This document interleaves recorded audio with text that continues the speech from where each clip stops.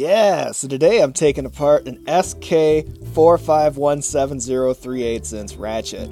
This is an SK Professional, and what that means is it doesn't have a screw in it. It's got a ring clip that holds it all together. This is brand new. It's a warranty replacement, so it's right out of the factory. I haven't used it, haven't done anything with it, but we're going to take it apart. Yay! This is the proper tool to take it apart with. $2 Walmart ring puller things. They are garbage, but I have to have them because this is how this comes apart. You got to do this, and yeah, it takes two hands. Hold on. Alright, so this is the entirety of the internals of this ratchet. There's just the snap ring, there's the drive gear with a bunch of stuff in it, and the rear direction changer dealio. And this is a round head ratchet, so the way these work, they've got these gear teeth here that sit in any of the spots around the head. And a lot of people think these are stronger than, any other design. I don't know about all that, but that is the classic round head design. And this ratchet has grease on it from the factory, which is it's not great. It looks pretty nasty, but it's not really. I don't think it's enough, but who knows? You're supposed to take these apart. That's always the disclaimer, oil your tools before you use them if they're brand new. This is, at least it's got something in it. The Stanley ratchets I've taken apart, they're just completely dry. They don't put any oil in them, so I guess it's better than nothing. What I'm going to be doing is putting that stupid, awful red Permatex inside of this and, really ruin it before I get to use it. So this is how this ratchet works. You can see here, this is where the thing sits on the other thing, and this turns left and right. I don't know if you're able to do this one-handed. Yeah, there we go. Yeah, that worked. And that turns this here anyway.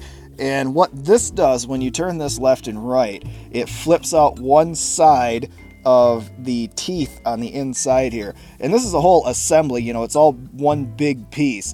So there's no little tiny pieces that fall out or anything like that. This is all one big assembly, and there's no way to take this apart, I don't think, unless it's all pressed together. You're not going to take it apart for whatever reason, and you can oil this as much as you want. And so all this does, this whole assembly sits inside here with this end up, and it just rotates around. The whole assembly spins inside there, so you see it has to be lubed up fairly, adequately.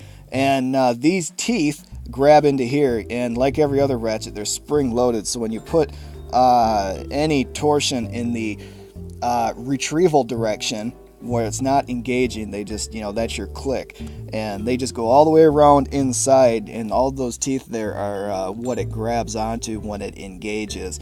And the thing about these SKs, there's not a whole lot going on. I mean, it's a two-tooth engagement. That's it. There's not a whole lot grabbing onto the teeth inside. But they're capable ratchets. I mean, they work just as well as anything else. Some protos are one tooth. They're like one and a half tooth, grabbing, and that's pretty much how it is. So with new ratchets, what I do, and probably nobody else in the world, I like to clean all the grease off because I don't know what they've put on it, and who knows who did it. If it's not, I don't know. I've had terrible experiences with factory grease, and it's not what I want. So I take it, and typically I'll soak it in brake cleaner, or something just to take all the grease off it, because I don't want any of the old factory grease on there. Who knows how long it's been on there. This might have been sitting on a shelf for 2 or 3 years. I mean, who knows. And the grease is not what I want anyway. So I take everything off, and I put a bunch of Permatex on there, this stupid awful red stuff that I show in some of my videos. This is ultra slick as engine assembly lube, and it makes an absolute mess. It's the most miserable stuff in the world to handle, but it works pretty good in ratchets. I use it in a lot of ratchets. I'm very happy with it, so that's what I use. And when I clean this and oil it up, I'll put it back together, and that'll be pretty much all I do with it for a while, because this Permatex stays on there, and it's soluble for quite a long time. So I don't take these apart and put oil on them every 2 weeks or anything like that. I just leave them the way they are, and that seems to work fairly well for what I do. So this is after I sprayed it with foaming engine degreaser, whatever the hell that is. And it took off most of the grease. There's still stuff stuck in the corners and where the snap ring goes. But for the most part, it took off all the old grease, and that's what I wanted. Now this can't sit for a long time because it's going to start to surface rust because there's no oils on the surface. And it's sufferable to oxidation, and I need to tend to that before it begins to occur. So I got to put some nasty Permatex on this now.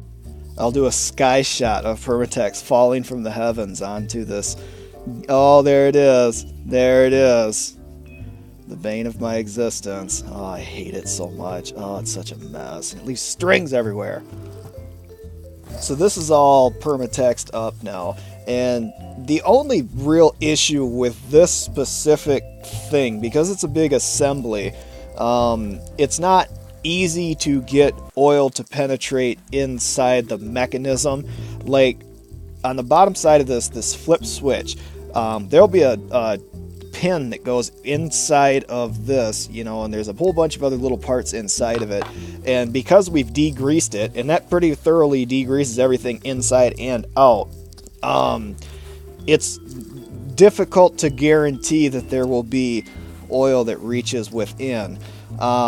So at some point, if you do this poorly and you don't oil it enough, it may cease to switch directions anymore. You may get oxidation inside the mechanism, and that would be, in this specific one, it would be inside the mechanism. Behind where the silver piece is, there'll be little parts, and they may seize up because they start to rust because they weren't thoroughly oiled after they were degreased. I'm not worried about that. I'm pretty confident this has oil everywhere within it, and this will be fine for what I'm doing. And you see there's a lot of oil all over the place. And the outside of this needs to be oiled as well because this whole assembly rotates inside of the head of the ratchet. So you have to make sure there's lubrication on all surface areas that contact other metal, because if it's not, it's either going to rust or it's going to wear prematurely. I've wiped off this snap ring, and you can see how black that grease and oil and stuff is on there. A lot of it's from the surface coating that's on these materials, but that's not stuff that I want in my ratchets. That's why I degrease all of these and clean them before I start using them, because stuff like that, it's not a good way to start with a brand new ratchet, and that's, I'm trying to avoid that. The snap ring I also oil up with Permatex because that everything rotates around that snap ring. The snap ring is fixed in position in this. Down here is where the tail ends of the snap ring sit. They sit here in this, so the entire assembly, in the rotational assembly, sits in, the grooves. It sits in this, and it spins around a lot.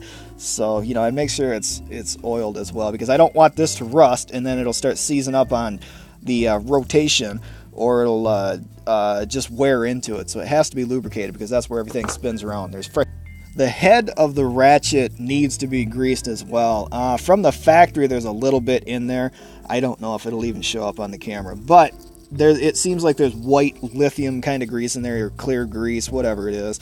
But that's just it. I don't know what kind of grease it is. I don't like it, so I'm going to take it all out. I'm going to clean all of this and make sure there's enough lubrication where I want it.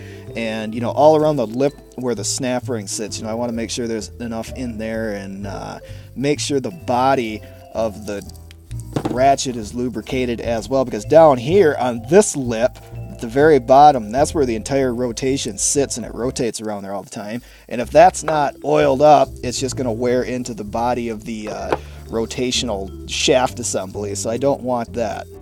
And you can clearly see now there is Permatex everywhere within inside of this. And all this is going to do is make an absolute mess, because it's all just going to run out when this sits for a day and leak out of the gaps in the body. You can see over here with the drive assembly where this is already it's just a puddle of Permatex, and it's just an absolute mess, and it's horrible.